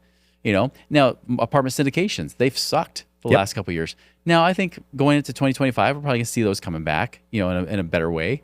Self-storage, not yet, and maybe not for a while, because they're still way too high priced. Really? Yeah, it's. I mean, anybody I've seen in self-storage, other than maybe the small mom and pop thing they might get, it's pretty dang hard to find anything decent in that space right now. Got it. So it's like, there's always a ebb and flow, right? There's always different market cycles and things like that. It's just trying to transition to it. But I agree with you. Like, the real measure of wealth is that cash flow. Correct. That's the true. Like, you want to live a cool life, you better have cash flow coming in. Yeah. My net worth, my equity in my home does not support my lifestyle. That's right. Yeah, net worth is. I always say net worth is worth less, right? It doesn't mean it's worthless. It's worth less than cash flow. You got it. I like that. Yeah, because I might steal that. Because there's. You guys ever hear me say that? Just remember, it was here. That's right. It was here. We heard it here first. Yep.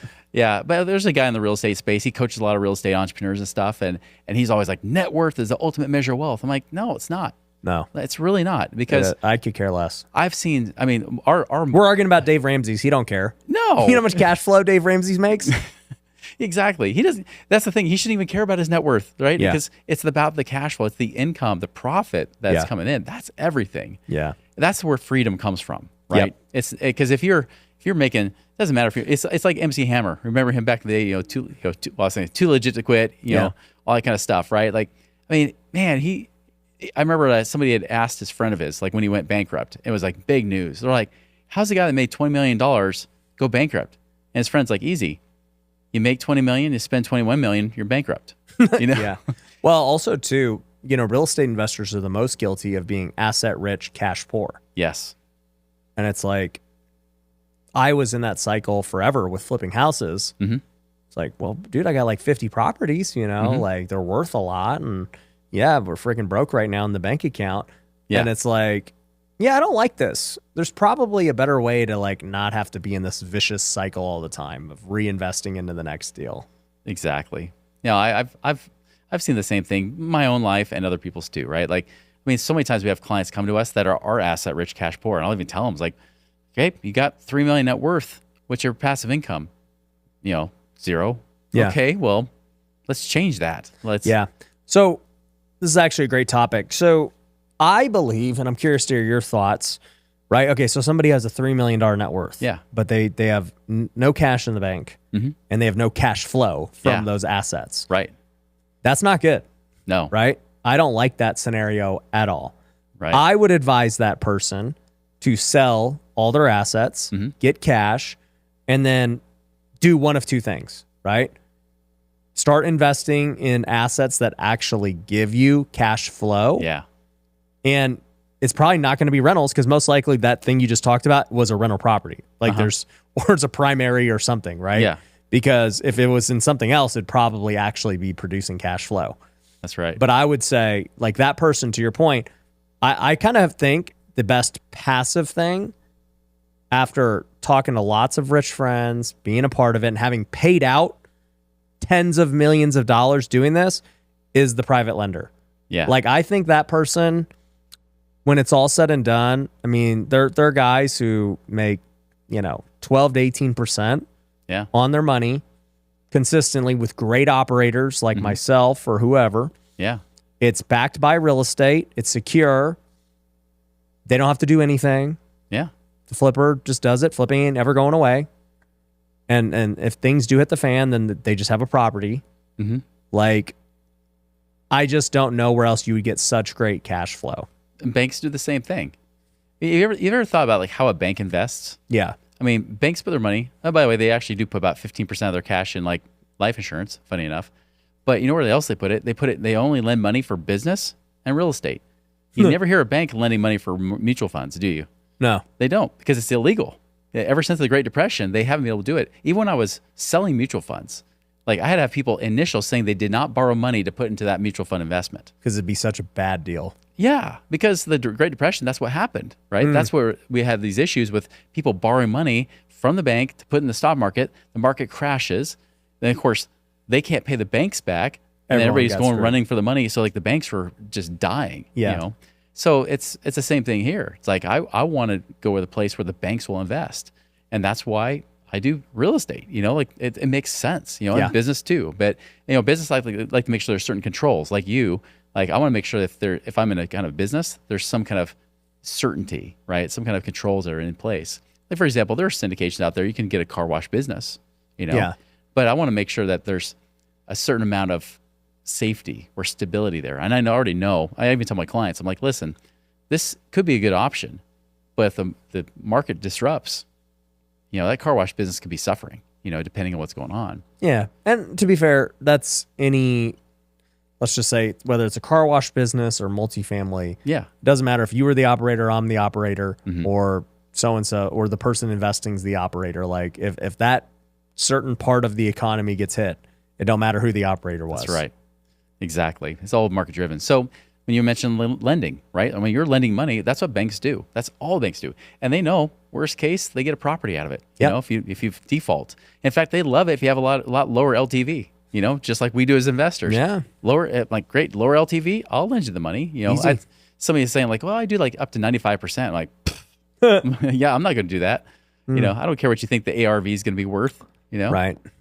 Yeah. So it's interesting because with that, right?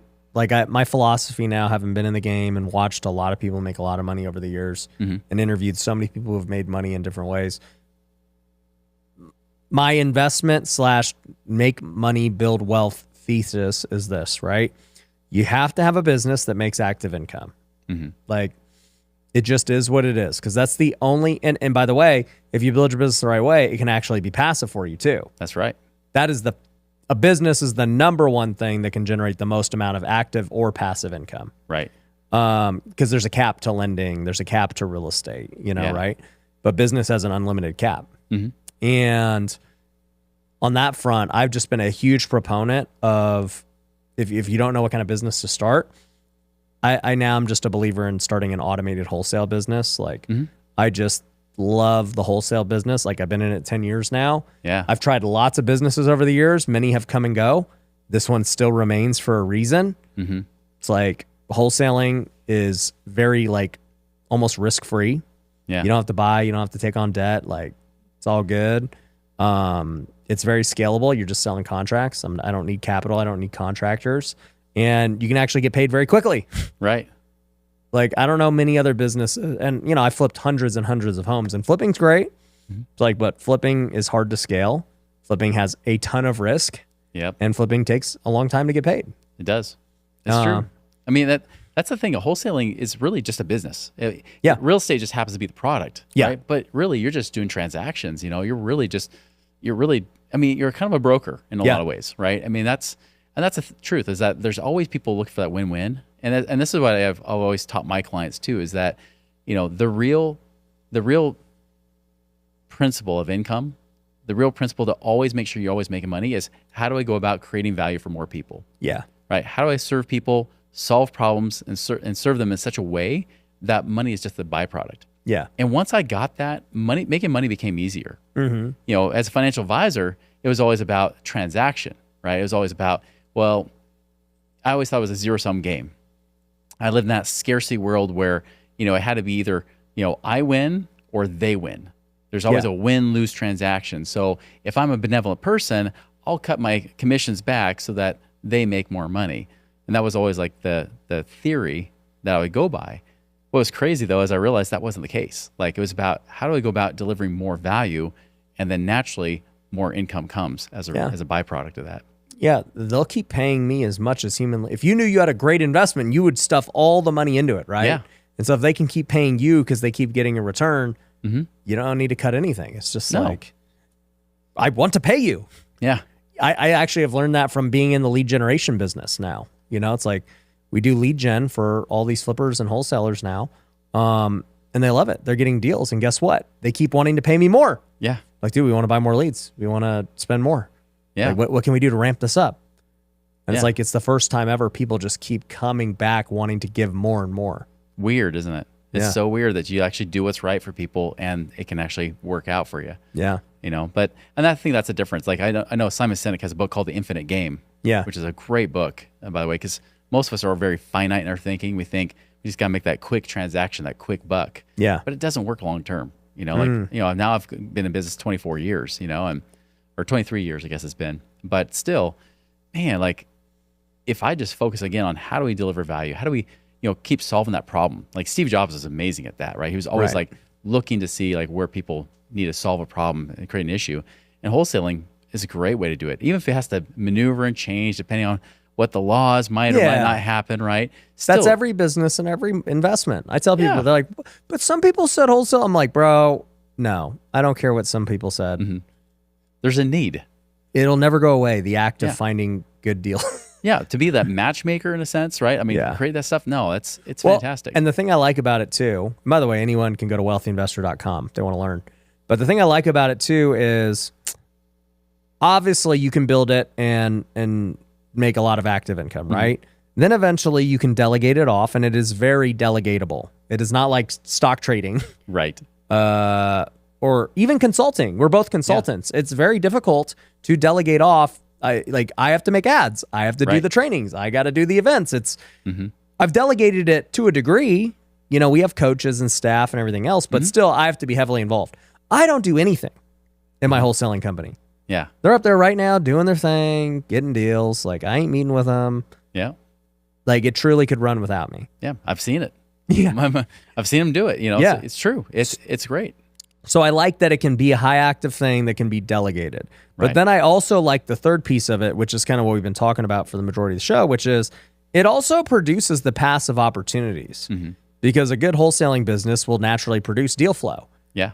And so, and relationships to invest, right? So it's like, all right, if I know I'm selling all these deals to flippers and I don't want to flip it for, like, I want to take my cash today and whatever, right? Yeah. Man, if I have enough cash, why can't I just lend to that flipper now? Right. Hey, you know what? I'll be the lender on your deal. Pay me 18%. Yeah. Let's go. Right? I'll get my upfront money today and be secure. You go make whatever you're going to make, and then you're going to get a loan anyway. Yeah. I'll be the lender. Or, hey, you know what? I got this deal. We actually want to keep this as a rental. Like this is, you know, I know it's not going to cash flow, but it's a great place to park my money for the next 10 years and watch it grow. Yeah. And because you already know the deals, you're like, hey, I'm totally familiar with it. Let's do this. Yeah. So I like that it hits all sectors of what you want to do. Yeah. I totally agree. So, you know, and that's not the case with everything else, right? Like if I have a car wash and it's making me a ton of money, it's like, all right, cool. Where should I invest? Like that's what I get from normal business owners a lot. They're like, dude, I'm a doctor. What should I do with my money?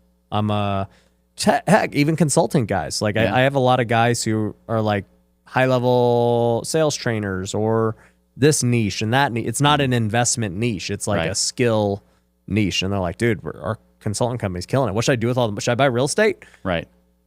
Yeah. It's Well, and like- it depends on their goals, right? That's the one thing that's really bad is that I get people that the vehicle doesn't match the goal. You know, like explain that for those listening. Well, yeah. For example, I had somebody ask me recently that she's like same kind of situation, you know, doctor, and she's like, "All right, I've got a lot of money here, a lot of cash. What do I do with it?" My financial advisors tell me to do this. My CPA is saying go get this solo 401k or do this kind of stuff. I'm like, "Well, how old are you? 40. Okay. When do you want to have that option to retire? Be work optional, right? Where do you want to have that option to start living on that cash flow? Next year." Like, okay, why would you lock up in something that makes you wait till you're 59 and a half? You know, like an IRA or a 401k. That would be stupid. She's like, I know, but it's hard when they keep telling me that's what it's supposed to be. You know, it's hard to fight the experts, you know? Right. And I was like, yeah, that's dumb. Like, I wouldn't do that at all. Like that just delays you 20 years. And that's assuming they don't change the laws in the meantime while you're trying to get there. Like they did in France recently, where they bumped the retirement age up right when people are about to retire, you know? Things like that. Like that could happen in the US anytime. Right. And so it's like, no, like you had said earlier, like get your money liquid, right? Like I always tell people, get lean, get liquid, and get out. Be profitable, get lean, cash flow, right? Okay. You know, get liquid means get your money in cash and then get it out there to work for you. And so I said, no, like we would rather do different strategies instead of trying to focus on maybe buying rentals, which is another idea she had. I'm like, you could do that, but the cash flow is pretty low. Yeah. But we can go do some You're not things going to where retire. Yeah, we can go into these different types of real estate funds. We can go do lending. Stay away from most syndications right now. But, Yeah. but you can do these other things, and we can get you there within the next year or two, rather than waiting 20 years. We can get you there 10 times faster. Right. You know, and I think that's what's missing is a lot of people don't realize that they're just told to go into whatever. And even dentists, like I talk to them a lot, and they're just like, I'll just throw money here, here, here, here. They throw it everywhere. They over diversify. Yeah. And then it's not really work for them. They set themselves back 5-10 years from what they could be accomplishing in their goals. Well, you know what's interesting? At the end of the day, for the most part, it ends up adding up very similarly for most people, because it's like, all right, let's say you lended it and you're making 15%, 12%. It's like, all right, cool. Like you're getting it every month, and when a deal's happening, you make it. When the deal's over, it's done. You just kind of put it back in. Whereas like a syndication, right? They could be projecting 18% also, but they're the way they get there is so different. Yeah.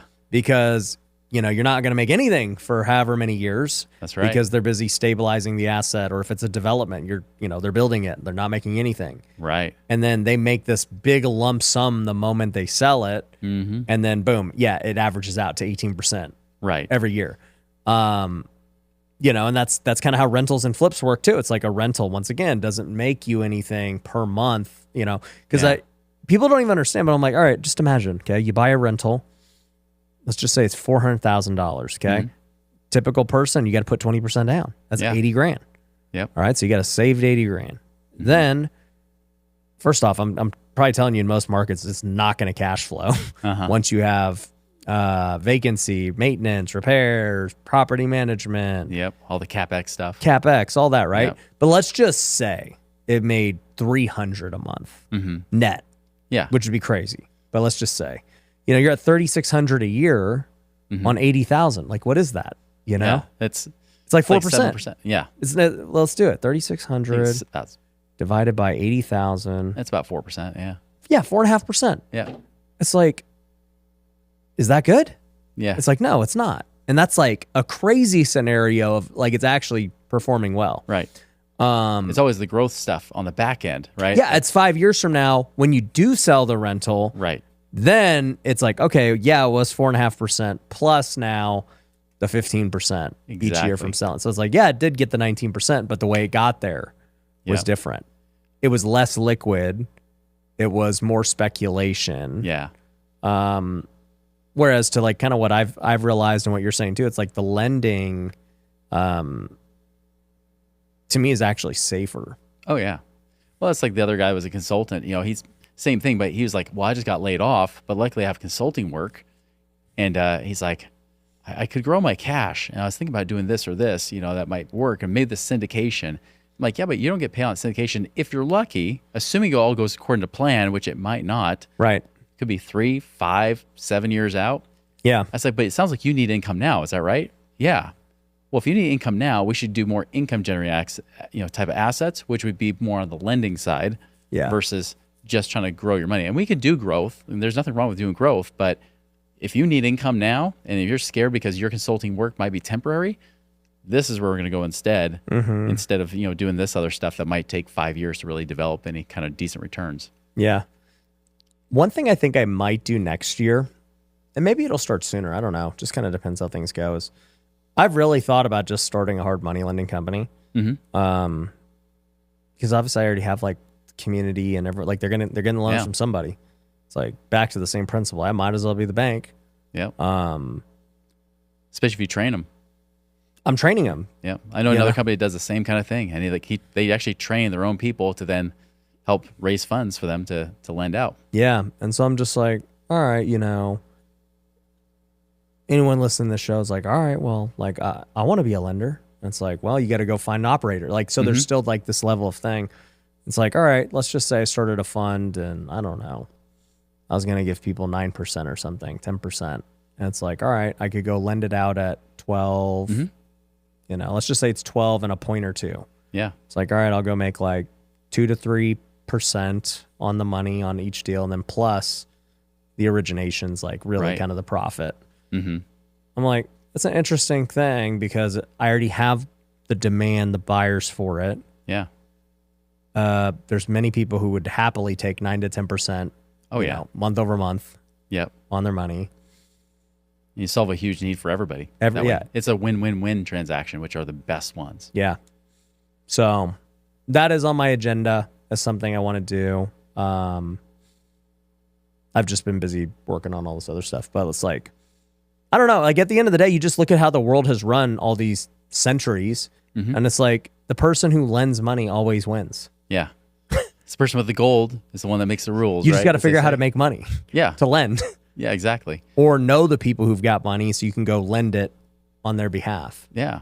Well, that's why you got to get the cash out. Because I had this one woman that was saying to me, she's like, Chris, I don't have millions of dollars like a lot of these people I was hanging out with. We were doing like my annual meeting, and she was the only one, not a client. Yeah. And she was invited by one of my clients to come attend.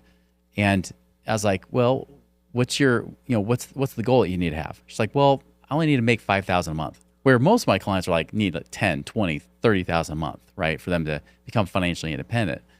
I said, well, 5,000 a month is actually not bad. And as we started to talk about it, I realized that she had some raw land that they could be selling off that they've just been sitting on. Again, net worth, right? Yep. I was like, man, you don't even have to sell off all of it. They had an emotional attachment to it, which is why they're still hanging on, right? Exactly. It's like, you don't have to sell all of it. You can sell a chunk of this, and that money you'll be able to get. Do you realize you can actually get to your 5,000 a month goal faster than some of these people that want 20,000 a month with a couple $1 million? Like those people might have $1 million, but you can get there faster because you have less of a burn rate. You can get, you don't have as much to spend. Yeah. This is great. Like you're just as much potential as anybody else. And I think that's where a lot of people just get hung up. They get stuck thinking like, well, what do I have? I don't really have anything. No, you need to break away from just holding on to assets instead of like, how do I turn these assets into income? Right. So if I were to kind of sum up what we've discussed so far, I would say your philosophy is, number one, figure out how to get whatever money you have liquid so that you can invest into assets that actually produce cash flow. You got it. Like, that's kind of the premise of all this. Premise of everything, right? I mean, even the infinite banking thing, like I got more popular on it because of YouTube, but even that has to support within the whole plan of how do we actually like get your money just working harder, right? Even if it's just sitting savings, great. We've got that infinite banking we can be using. And yeah, you can use to make money in two places at once, pick up a little extra dollars along the way. But ultimately, that's not the star. The star is always coming back to cash flow. How do we get your assets? How do we get your money? And like you said, get your active income up there while also keeping your burn rate lower, your expenses lower, so you have more profit, and that profit can then go to work harder for you. How do you advise people to make more active income? Well, it depends on what their situation is. If they're a business owner, it's easy, right? It's very, very easy. Just be better. Yeah, just be better. Be more profitable in the business. Find ways to generate additional revenue streams, even like throw in more systems like you were talking about, right? Like how can you be more hands-off? How do you scale, right? There's those conversations. Now, when I get the W-2 employees, it's a little bit different of a move. For them, it's more about, it's still the same basic principle of how do you go about creating value, right? How do you create value for that employer? How do you go about adding more value, serving them? Because I've had clients where they're like, no, I'm stuck in this job. Like I only get so much, they only give me that 3% raise. I'm like, that's not true. Yeah. They'll give you a bigger raise if you can justify more value. Yeah. If you can show them what you can do. If you can make the company more money, way more than what I have to pay you, then it's all good. Yeah, they'll keep you around. They'll want to do it. And even if they don't, someone else will grab you and want to take you too. Because you're more valuable. Like I had one client who was only making $15 an hour, doing some filming and doing video work. And he's like, yeah, I'd like to make more. And I was like, well, just do this. Like focus, like ask them, what can I do to create more value for you? Like, what can I do to merit a raise, like earn a raise? Not, I'm entitled to this, right? Yeah. But come from a place of, what can I do for you guys? And they gave him the answer and he did it. And a few months later, like, well, now we got to give you the raise. Yeah. And they did. And he almost doubled his income in about 2 years, all because he just kept doing that over and over and over. He just became significantly more valuable. Exactly. Yeah, I got a lot of employees who are following the exact model of this. Like, because people are like, if Ryan always talks and teaches how to be an entrepreneur and, start your own business, like, what about your employee, like, why do they work? And it's like, well, a lot of them do have their own business in addition to what they do for me. And it's like, they can also increase their value here. They can make commissions. They can sell. They can upsell. They can, become more valuable. Maybe if they're not in like a role where that's a thing. Yeah. Get bonuses, but they're also learning the skills to, start their own things. Yeah. And, you got employees who are buying rentals and building up wealth. And, lots of people have bought their very first primary residence, which is essentially a rental for you. You're the renter, and that's why it's another interesting thing. What do you think about a primary home? It's a home. I wouldn't call it much of an asset, because it really isn't. It's funny because some people say, should I own or rent? I'm like, honestly, there's a good case to rent. Yeah. Because, a couple of years ago, my basement flooded. I had to spend over $100,000 rebuilding my basement, after it flooded. That's not an asset. Yeah. That was an expense. Yeah. Right. And so I think owning I think owning's good. I think in general, it can be good long-term. Maybe not short-term, but it could be a good way to build up some wealth. But don't for 1 second think that that's the only way that you can build wealth. You can probably still rent, still make great money. If you make good money, active money, and then use that to go to work, that works too. And depending on your lifestyle, you might want to rent instead. Because who's to say you might not want to be a little bit more mobile? You might want to say, like my wife and I, we decided we didn't want to get like a huge house, like as much as we could afford, because every winter we go snowbird. We go somewhere south for the winter because she's from the tropics. She's like, Chris, I can't do another Utah winter. Let's do something else. And so we go do that. So we're staying in Airbnbs during the winter time, and it could be Hawaii, it could be Florida, Texas, California, wherever, to try to take advantage of the warmer weather and to create our own ideal life. Yeah. So I think same thing with your own personal residence. Yeah, it could be asset-ish, but for the most part, it's not. It's your home, and if it fits your needs and your goals, then do it. If not, rent. Yeah. I think it's interesting in this market. So my personal homes have made me a lot of money. So I've been the guy who's lived in a home a couple of years, sold it, bought another, sold it, bought another, sold it, whatever. Yeah. Now, granted, I always get great deals on mine. So there's already hundreds of thousands of dollars of equity built into it. But what I've kind of thought about recently is both sides of the argument. So on one side, now that I live in, luxury homes, it's actually cheaper to rent luxury than it is to buy it. Because like, for example, like where I live, you could look up houses that are renting for like 10 to 15 grand a month. And those houses, would cost 3 to 4 million. Yeah. And it's like, well, the mortgage on 3 to 4 million is 18 to 24 grand. That's right. The rent is way cheaper. And then you have no maintenance. You have none of that. So it's like, there's a huge argument to be made. Like, you should rent those types of homes. Especially on the higher end. I've seen the same thing. Yeah. Especially with luxury. Yep. Whereas back when it was just like normal everyday homes, it was actually cheaper back then because rates were lower too. It was cheaper to buy than it was to rent. Right. And in that case, I would be like, oh, well, clearly buying is a better option. That's right. Right. But now, like, if I was to say all things were equal, right, the mortgage was the same as the rent, because that is the case in many things. It just depends, like, opportunity cost with your cash. Right. So if you can get into a home for 3% down, I think that's a great opportunity to get a property. And you lock in the price when you get a mortgage too. Yeah. And you're going to get a lower mortgage for being a primary and all those things. And, you're going to have to pay rent somewhere. So it's like, at that point, you want to live there, you like it, you would have paid that much rent anyways. So it's like, I think at that point, it's smart to own it. For sure. Yeah, there's so many different ways you could do that strategy, right? And in different situations, different times. But, I used to be all about owning. But now I've become more open to renting, in certain situations. Like you mentioned, like there's almost that rent squeeze. Like the price is not much different. It could be like $1 million house versus $2 million, but the rent is very close to each other. Oh, yeah. And it's a huge difference if you go to buy it. Oh, yeah.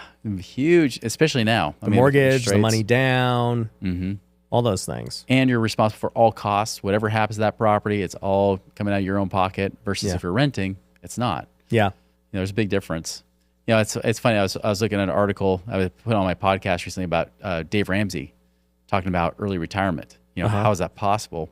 Other than being cheap, is definitely his answer. Always. The other thing he said is like, well, with your house, you know, real estate could be a way to do it. I'm like, oh, he's going to talk about real estate. Good.